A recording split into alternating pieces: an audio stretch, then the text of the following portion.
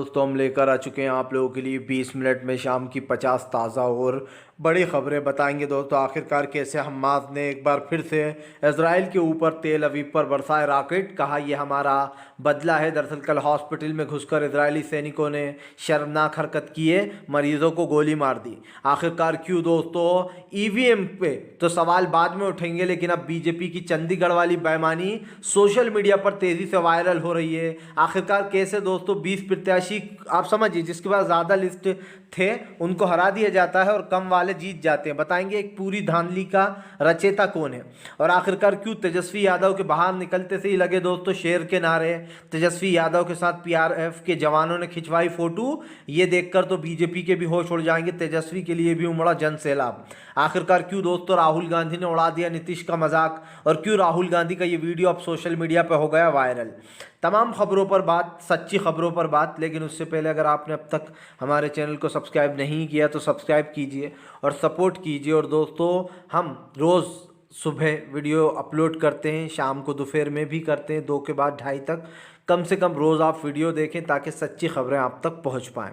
आपको बता दें चले दोस्तों, फिलहाल हमास इजराइल की लड़ाई के बीच में हो गया बड़ा खेल। जी हाँ, इजराइल ने दोस्तों हॉस्पिटल में घुसकर, आपको बताते चले, मरीजों को मारा। जब पूरी दुनिया थूकने लगी इजराइल के ऊपर कि मरीजों को क्यों मार दिया, तो इजराइल ने यह बहाना ले लिया कि वह हमास के लड़ाके थे।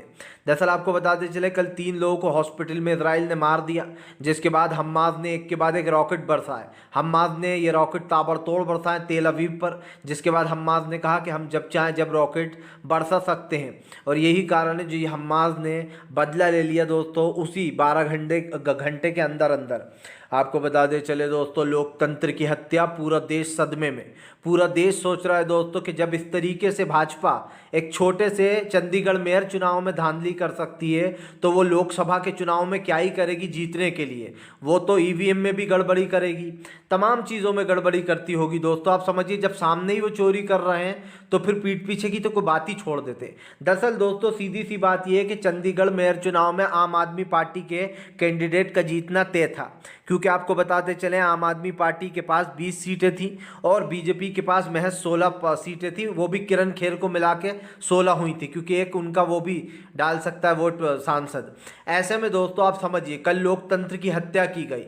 बाकायदा जो दोस्तों वहाँ पर प्रेजेंटिंग अफसर थे दोस्तों, उन्होंने क्या करा कि भैया जो 8 वोट थे वो 8 वोटों को जो है यहाँ पर इनवैलिड कर दिया। यानी कि जो कांग्रेस के पूरा 8 वोट थे उसको तो इनवैलिड कर दिया और कहा गया कि भैया देखो ये वोट तो जो है गलत है। लेकिन जो महाशय जो बैठे हुए थे अफसर वहाँ पर, वो ये भूल गए थे कि सामने कैमरा लगा हुआ और उनकी हरकतें कैमरे में कैद हो रही हैं। बाकायदा उन्होंने पेन से मार्क लगाए और उन टिकटों को अलग रखते गए, और अचानक से एकदम ज़रा भी वेट नहीं कर। कल एक नई चीज़ और हुई, उन्होंने किसी को भी मीडिया को अंदर नहीं आने दिया, ना ही किसी कैंडिडेट को पास रहने दिया, ना किसी को ये बताया कि हम इसको इनवैलिड क्यों बता रहे हैं 8 के 8 वोटों को। और बाकायदा वहाँ से जब झड़प शुरू हो गई वहाँ पे लोगों की, तो जल्दी से उन्होंने वो 8 जो कहा था कि ये 8 इनवैलिड है, वोट सही से नहीं डले, उनको लेकर वो भाग गए। अब दोस्तों चोर की दाढ़ी में तिनका, आप वोट लेकर भाग गए बिना दिखाए कि हमने क्यों इसको इनवैलिड किया है। तब आप समझ सकते हैं दोस्तों कि ईवीएम, तो हम लोग कह रहे हैं कि ईवीएम को बैन करो, लेकिन दोस्तों ये लोग तो आप समझिए ये लोग तो इसमें ही घोटाले कर रहे हैं, बैलेट पेपर में ही। तो इन ईवीएम में क्या करते होंगे आप सोचिए। चंडीगढ़ मेयर चुनाव में आम आदमी पार्टी का कैंडिडेट चुनना तय था, लेकिन बीजेपी ने इस तरीके की बेईमानी की और पूरी गोदी मीडिया कह रही थी कैसे तख्ता पलटा, क्या जादू चला। अब आप समझिए बेईमानी को भी जादू बता दोगे तो बेचारे विपक्ष के पास तो कोई वो ही नहीं है दोस्तों विकल्प। वो क्या ही कर सकता है, सिर्फ सुप्रीम कोर्ट जा सकता है या हाई कोर्ट जा सकता है। अगर यहाँ से भी इंसाफ नहीं मिला तो समझ लीजिए कि लोकतंत्र तो भैया ख़त्म हो गया है। आपको बता दे चले दोस्तों, फिलहाल भारतीय जनता पार्टी को लगा बड़ा झटका। जी हाँ, आपको बता दे चले दोस्तों, दरअसल आपको बता दे चले अरविंद केजरीवाल ने बीजेपी के खिलाफ खोला मोर्चा। केजरीवाल बोले कल लोकतंत्र की लूट हुई है, कल लोकतंत्र को शर्मसार किया है बीजेपी ने। दरअसल आपको बता दे चले दोस्तों, चंडीगढ़ मेयर चुनाव में खुलेआम धांधली होने के बाद अरविंद केजरीवाल ने बीजेपी पर लगाया आरोप। केजरीवाल बोले जब ये लोग ईवीएम पर ये लोग विपक्ष सवाल उठाता है, उन्होंने कहा ईवीएम की बात तो दूरी है। ईवीएम में तो ये घोटाले करते ही होंगे, लेकिन चुनाव जीतने के लिए ये क्या क्या घोटाले करते होंगे ये कल पता चल गया। जब एक छोटे से चंडीगढ़ के चुनाव में जीत मेयर की उसकी होना थी आम आदमी पार्टी की, लेकिन दोस्तों जिता दिया गया जाता है बीजेपी के कैंडिडेट को, ये कहकर कि ये 8 लोगों ने वोट गलत डाला, उन्हें वोट डालना ही नहीं आता। मतलब दोस्तों ये तो हैरानगी की बात है कि आम आदमी पार्टी के लोगों को वोट डालना आता है, बीजेपी के लोगों को वोट डालना आता है, लेकिन कांग्रेस के जो 8 लोग थे उन्हें वोट डालना ही नहीं आता। इतनी धांधली और इतना झूठ बोलना तो बीजेपी जानती है भैया। यही नहीं, इस वोट के ऊपर इसलिए भी हंगामा मच गया दोस्तों कि बीजेपी ने जिस तरीके से झूठ फैलाया और जिस तरीके कैमरे में उस अधिकारी की हरकतें कैद हो गई।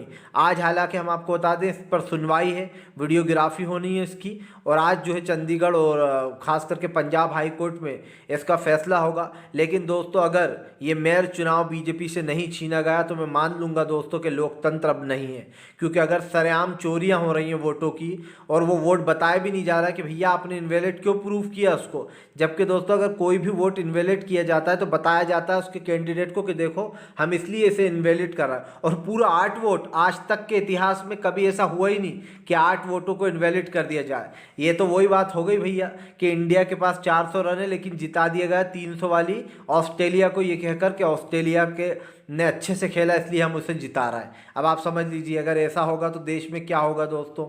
और अभी तो लोकसभा चुनाव सर पर है, अगर लोकसभा में बीजेपी ने यही किया तो फिर तो विपक्ष कुछ भी कर ले बेचारा, उसका जीतना तो नामुमकिन है, क्योंकि सत्ता इनके पास है। इन्होंने चुनाव आयोग में अपने अफसर बिठा रखे हैं, ईवीएम में अपने अफसर घुसेड़ दिए हैं, जिसके ऊपर अभी मैं आगे बात करूंगा कि ईवीएम पर क्या खुलासा हुआ है। आपको बता दें चले दोस्तों, फिलहाल हमास इजराइल की जंग के बीच में हूतीज़ का फिर से ज़ोरदार हमला, हूतीज़ ने शिपों को ज़ोरदार तरीके से घेरा।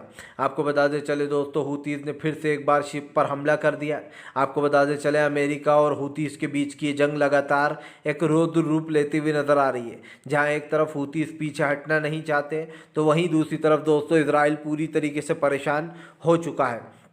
क्योंकि जाहिर सी बात है दोस्तों, इजराइल और हमास की इस जंग के बीच में आज पूरी तरीके से मामला बदल चुका है। लेकिन एक चीज़ तो साफ दिखाई दे रही है दोस्तों कि फ़िलहाल हूतीज़ के आगे टिक नहीं पा रहा है ना अमेरिका ना इजराइल। हूतीज़ से बदला लेना सिर्फ एक सपना रह जाएगा अमेरिका का, क्योंकि हूतीज़ दोस्तों इस वक्त अमेरिका और इजराइल दोनों पर भारी हैं। और ये सबसे बड़ा रीज़न ये है कि फ़िलहाल हूतीज़ ने साफ कहा है गज़ा के मासूम लोगों के साथ वो खड़ा हुआ है। आपको बता दें चले दोस्तों, गज़ा में हुए बद से बदतर हालात, मानव अधिकारों की उड़ी धज्जियाँ। कल दोस्तों आपको बता दें चले 3-3 लोगों को मार दिया जाता है हॉस्पिटल में घुसकर।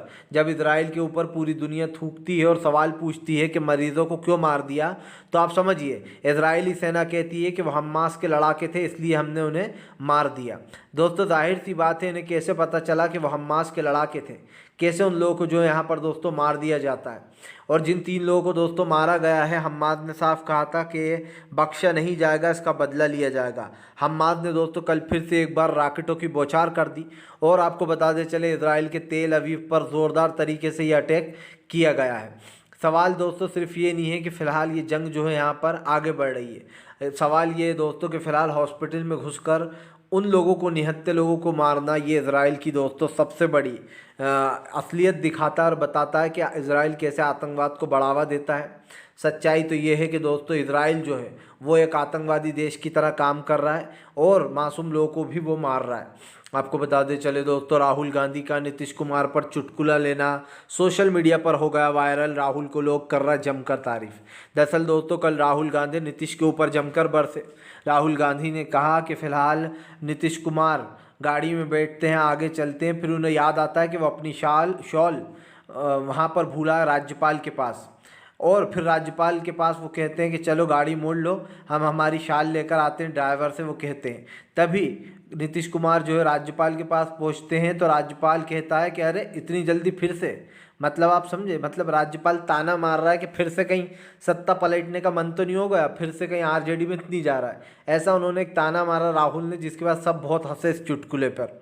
लेकिन दोस्तों आप समझिए, नीतीश कुमार के ऊपर राहुल ने कहा ज़रा सा दबाव पड़ता नहीं है कि वो डर के मारे भाग निकलते हैं। और दोस्तों एक डरपोक की सबसे बड़ी पहचान ही ये है, मान लीजिए दोस्तों, अगर कोई इंसान डरता है तो वो न्यूज़ बनाना बंद कर दे, सच्ची न्यूज़ें बोलना बंद कर दे। और डरपोकों की यही पहचान होती है कि उनका दोस्तों कोई ईमान कोई धर्म नहीं होता। उन्हें जहाँ फ़ायदा दिखता है वो वहाँ लुढ़क लेते हैं। इसी को तो कहते हैं पलटू चचा बिन पेंदी का लोटा।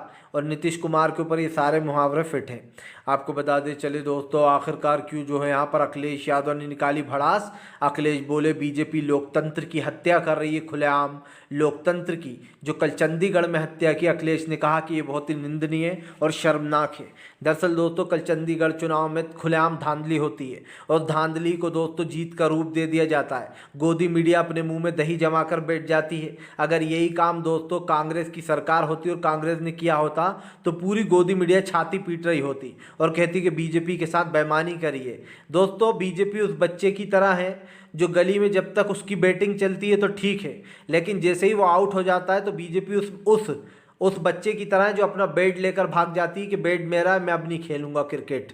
बस उसी बच्चे की तरह बीजेपी है दोस्तों, जैसे ही वो हारने लगती है तो वो भाग जाती है या फिर बेईमानी पर उतर आती है। ये बीजेपी की असलियत है और कल सबने देखा। अगर आप अब भी अंधभक्तों, तुम्हें सुन लो, अगर अब भी तुम बीजेपी का साथ देते हो तो तुमसे बड़ा लूज़र और तुमसे बड़ा निकम्मा कोई नहीं है इस दुनिया में, क्योंकि तुम लोग भी बीजेपी की बेईमानी में शामिल हो। अगर तुम बीजेपी को वोट देते हो तो क्योंकि जाहिर सी बात है तुम्हारी सोच भी वही होगी, रूढ़िवादी और देश में नफरत फैलाने वाली। जो लोग बीजेपी को वोट दे रहे हैं, सिंपल सी बात यह है दोस्तों। और जो लोग हिंदुत्व के ऊपर वोट देते हो वो भी सुन लो कि देश में नफरत नहीं फैलेगी, भाईचारा फैलेगा।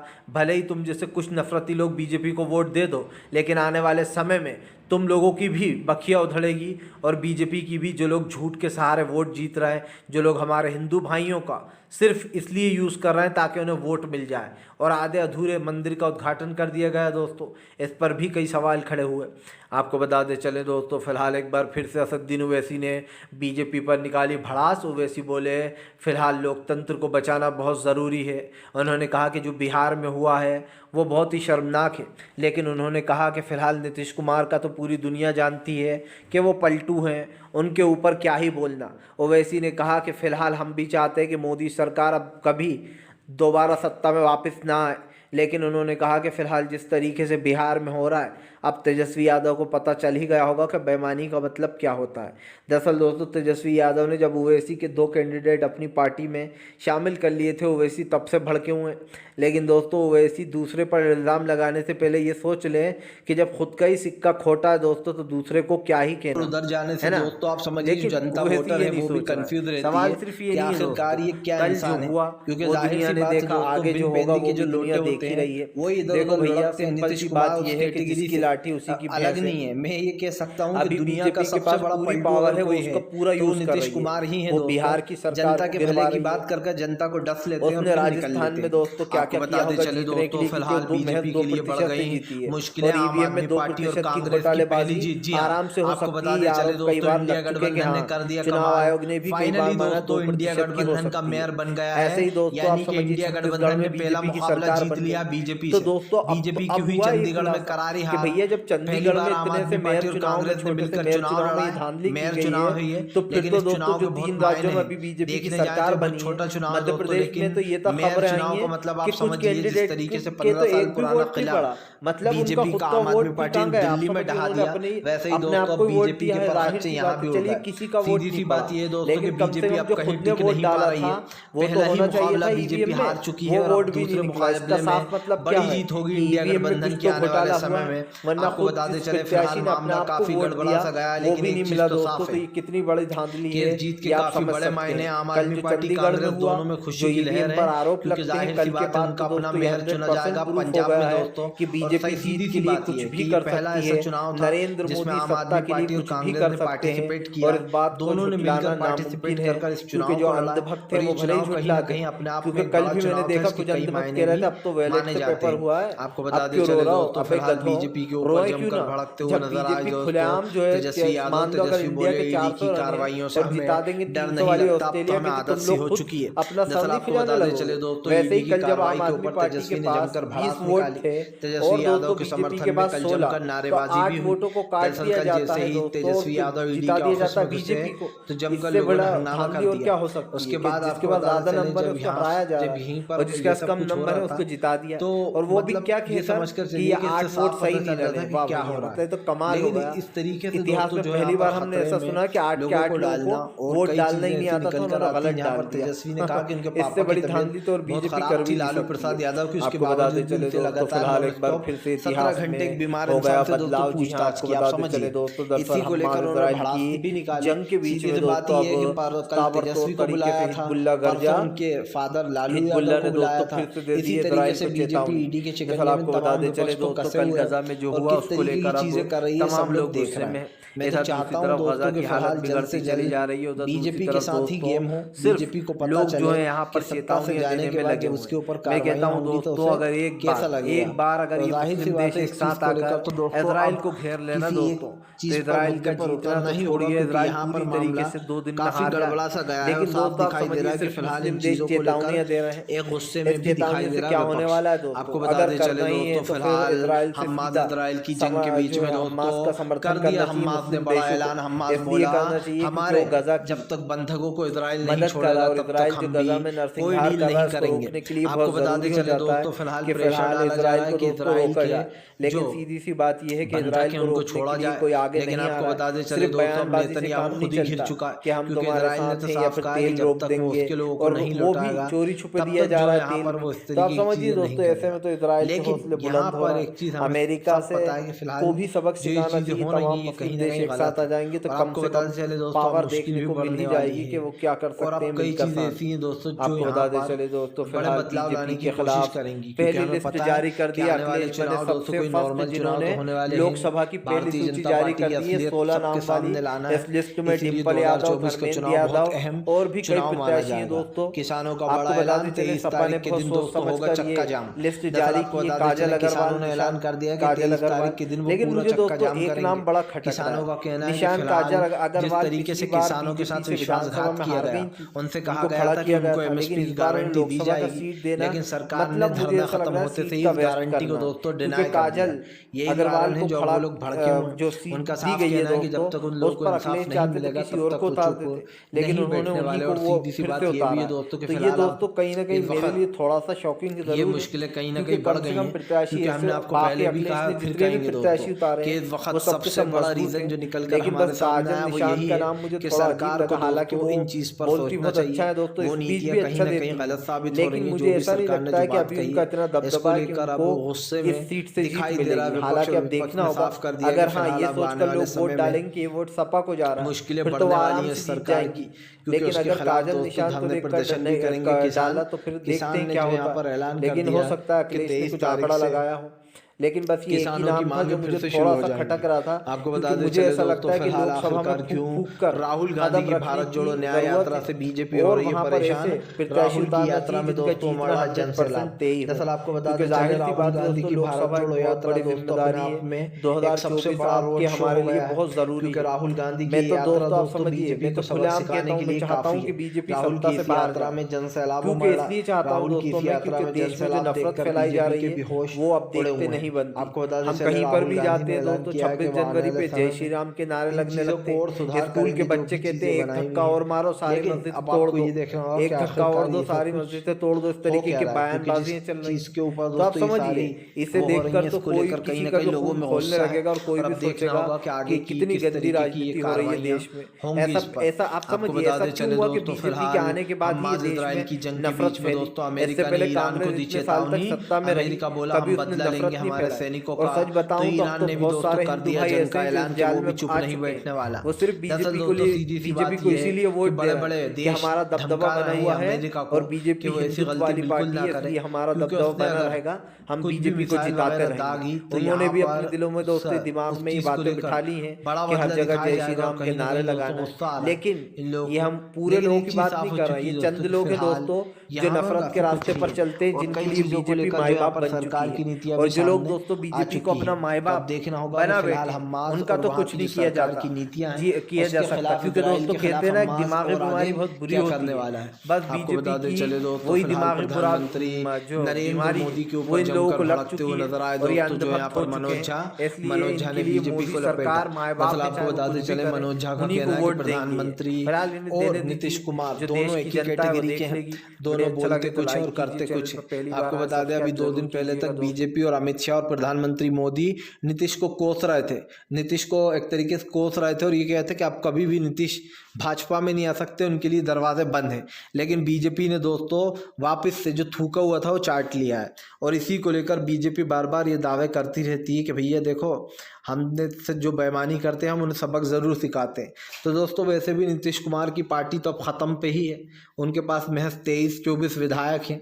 अगर ये भी चले जाएंगे एक ना एक दिन ख़त्म हो जाए तो कहना, क्योंकि तेजस्वी ने तो ऐलान कर दिया कि नीतीश कुमार का अब गेम होने वाला है। अब वो कहीं के नहीं रहेंगे, ना इधर के रहेंगे ना उधर के रहेंगे। उनका राजनीतिक जो कैरियर है वो लगभग दोस्तों अब समाप्ति की ओर आ चुका है और ये अच्छा ही है। हो तो नीतीश कुमार जैसे पलटू राम को कोई वोट देकर अपना वोट वेस्ट नहीं करना चाहिए, ये बात साफ है। आपको बताते चले दोस्तों फिलहाल जो यहाँ पर प्रधानमंत्री नरेंद्र मोदी और दोस्तों आपको बताते चले पश्चिम बंगाल की ममता बनर्जी के बीच में छिड़ सकती है जंग। दरअसल आपको बताते चले अब ममता बनर्जी इंडिया गठबंधन को लेकर काफ़ी कुछ बोल रही हैं। बताया जा रहा है कि अब ममता बनर्जी के बाद अभिषेक बनर्जी ने भी इंडिया गठबंधन को चेतावनी दी है। कहा है कि फ़िलहाल वो अपने अधीर रंजन चौधरी को रोके, क्योंकि दोस्तों अधीर रंजन चौधरी ही हैं जो ममता बनर्जी के खिलाफ उल जलूल बयान दे रहे हैं, जिसको लेकर ये सारा घमासान मचा हुआ है। वरना ममता बनर्जी काफ़ी अच्छे से थी, पर बंगाल में ना कि बीजेपी दोस्तों बल्कि अधीर रंजन चौधरी ममता को घेरने में लगे रहते हैं। यही कारण है जो यहाँ पर अधीर रंजन चौधरी को रोकने की बात की अभिषेक बनर्जी ने, वरना उन्होंने कहा कि इंडिया गठबंधन का कोई फ्यूचर नहीं रहेगा अगर ऐसे ही हम एक दूसरे को टारगेट करेंगे तो। और ये बात सच भी है, इसीलिए अधीर रंजन चौधरी को दोस्तों अपने बोल पर लगाम लगानी चाहिए अगर इंडिया गठबंधन को सुरक्षित रखना है तो। आपको बता दें चले दोस्तों बाल मुकुंद के खिलाफ लगातार मुस्लिम महिलाओं का फूट रहा है गुस्सा। बाल मुकुंद कौन होता है दोस्तों, लोगों को ये कहने वाला है हिजाब पहने या ना पहने, कुछ इसी तरीके की हिजाब को लेकर दोस्तों बयानबाजियां की गई हैं और वहाँ पर धार्मिक नारे भी लगवाए गए जैसे कि जय श्री राम के। अब आप समझ लीजिए दोस्तों स्कूल एक शिक्षा का मंदिर माना जाता है, वहाँ पर भी अगर हम हिंदू मुसलमान करने लगे, स्कूलों में भी दोस्तों अगर धर्म के नाम की राजनीतियाँ चलने लगी तो फिर दोस्तों पढ़ाई लिखाई किस काम की। फिर तो सबको जो यहाँ पर एक एक झंडा उठा लेना चाहिए और इसी तरीके की दोस्तों चीज़ें करना चाहिए। लेकिन आपको एक चीज़ हम बता दें कि फ़िलहाल धर्म के नाम की राजनीति कर्नाटक में भी कर रही थी बीजेपी, वहाँ पर भी उसने हिजाब करा था। अब यहाँ पर भी हिजाब पिजाब किया जा रहा है। इसका मतलब आप समझिए दोस्तों कि बीजेपी बड़ी चालाकी से जो है यहाँ पर हिजाब को एक तरीके से बैन करने की बात कर सकती है, क्योंकि बाल मुकुंद जो बीजेपी का अभी नए नवेले विधायक हैं उनको लेकर मुस्लिम छात्राएं सड़क पर उतर गई हैं और साफ कह रखा है कि जब तक एफआईआर दर्ज नहीं तब तक हम भी चुप नहीं बैठेंगे। लिए ख़तरनाक साबित हो रहा है। एक बार फिर से आपको बताते चलें हूतीज़ ने हमला कर दिया है। आपको बताते चलें शिप जैसे ही दिखाई दे रही हैं हूतीज़ को अपना निशाना बना रहा है। और सबसे बड़ी बात ये भी है दोस्तों कि इस मामले में अब पूरी तरीके से जो यहाँ पर इजराइल घिर चुका है और इजराइल और अमेरिका के बुरे दिन शुरू हो गए। आपको बताते चले दोस्तों राहुल गांधी ने किसानों से की बात। राहुल गांधी बोले कि अगर किसान प्रदर्शन नहीं करते हैं तो मोदी सरकार ने तो किसानों को ख़त्म ही कर दिया था, बहुत अच्छा हुआ जो वो काले कानून हट गए। दरअसल राहुल गांधी ने किसानों का समर्थन करते हुए कहा कि अगर मोदी सरकार की बात मान ली होती तो किसान आज परेशान होते। उन्होंने कहा कि देश के हर किसान, हर वर्ग का किसान परेशान है, ना उसको दोस्तों आप समझिए सही पैसा मिल रहा है, उसकी एमएसपी की गारंटी का जो वादा किया था वो तक नहीं दी गई है। यही कारण है जो राहुल गांधी ने मोदी सरकार को जमकर घेरा और कहा कि फिलहाल बीजेपी की सरकार सिर्फ देश में धर्म के नाम की राजनीति कर रही है, इसको छोड़कर विकास और आप समझिए नौकरी का कोई लेना देना नहीं है। आपको बता दें चले दोस्तों संजय रावत का प्रधानमंत्री नरेंद्र मोदी के ऊपर बड़ा हमला। संजय रावत बोले इस बार प्रभु श्री राम भी तुम्हें नहीं बचा सकते, जो तुम लोग 400 का दावा कर रहा हो 200 सीट भी लाके बता दो तो मान जाऊंगा। दरअसल संजय रावत भड़क गए। उनका कहना है कि ओछी राजनीति कर रही है बीजेपी, कभी लालू प्रसाद यादव पर शिकंजा कस रही है तो कभी अरविंद केजरीवाल पर ईडी के छापे पड़वा रही है, तो कभी हेमंत सोरेन झारखंड के जो उनके घर पर छापा पड़ रहा है। उन्होंने कहा कि बीजेपी पूरे विपक्ष को ईडी से डराना चाहती है, कभी शिवसेना को तोड़ लो, कभी एनसीपी के तोड़ के उसके नेता ले जाओ, बस बीजेपी जीत का रास्ता ऐसे ही ढूंढती है।